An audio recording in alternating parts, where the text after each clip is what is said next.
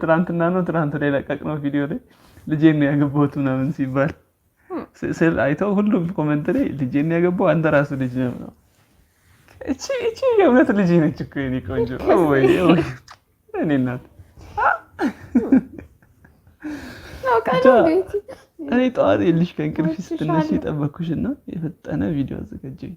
ኢንትሮ ራሱ በደንብ አላወራሁኝም። በቃ ቶሎ በል በቃ ተዘጋጁ ምናምን ብዬ ላጣልኩ። ቤት ይወድሻል። እኔ እኮ ተሳስቼ ኮተር ስትል እኔ በቃ እኔ ጆሮ ይሆናል ብዬ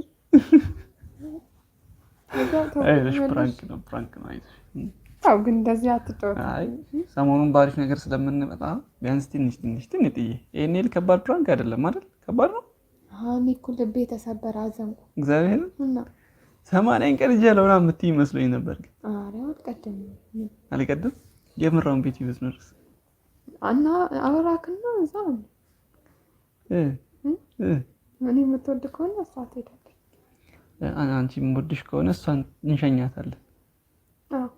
ወይ እኔ እስቲ በእናትሽ እኔ ቆንጆ እልሻለሁ፣ ወደካለሁ።